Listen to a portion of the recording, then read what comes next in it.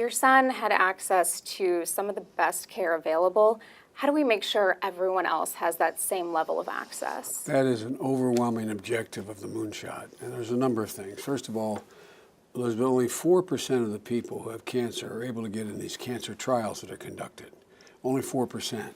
We think there's a way to fundamentally change that. So there should be a website we're putting together to not be wonky about it, but where you'll be able to go on a website and an oncologist in a small town in Nebraska will be able to go on and find out all of the clinical trials taking place in the country and say, my patient has that kind of cancer, it'd be good to be in that trial.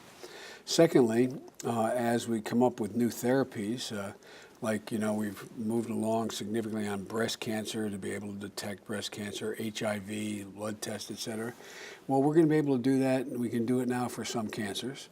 And just like we have mobile vans wandering around in our inner cities and underserved neighborhoods, we're going to make sure that their underserved communities have access to this kind of care. And with the Affordable Care Act now, you cannot be denied coverage because of a pre-existing condition, and you can't cost out. If you're under care for no matter how long, no matter how much it costs, the insurance can't be cut. So we're making progress to make A, the services more available, and B, the coverage more available. If you don't mind me asking, if you could take me back to that moment when you were with Bo going through his treatment, was there a moment when you said to yourself, the country needs to do more in this fight against cancer?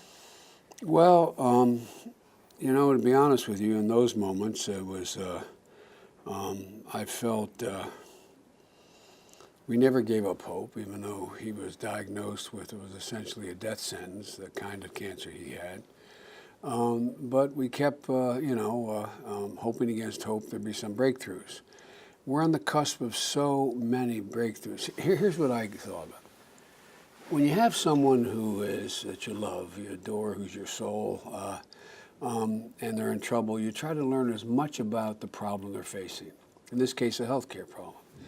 And what I did, and all the research I did and the exposure I had, I realized we've reached an inflection point in dealing with cancer just in the last 5 years. So now you have immunology working with virology, working with the chemical engineers, biological engineers, a whole range of disciplines that are working together. And we're in the cusp of some gigantic breakthroughs. And when I was with him, my prayer was that he would live long enough for the cure to catch up with him. It didn't, but we will for other people.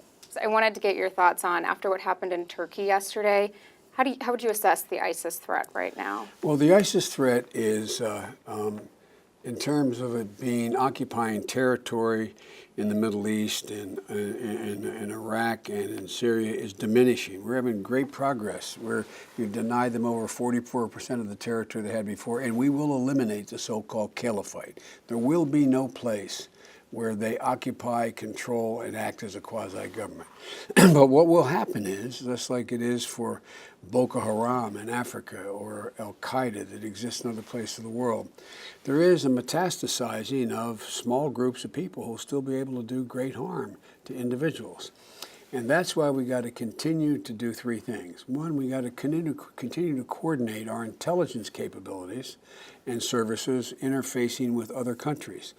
The bad news is the good news. The bad news is every country who up and now didn't pay much attention to it, they realize if you don't visit the bad neighborhood, it'll come and visit you. So now you have everyone from Turkey, a Muslim country, to Saudi Arabia, to Iran, worried about ISIS and worried about terrorism. So there's a growing consensus as to how we can coordinate with one another to wipe out this scourge. It's going to take time. Lastly, one of the things that's most important to do is to reach into the Muslim populations in the United States of America, include them, embrace them, bring them in, because they can be extremely valuable.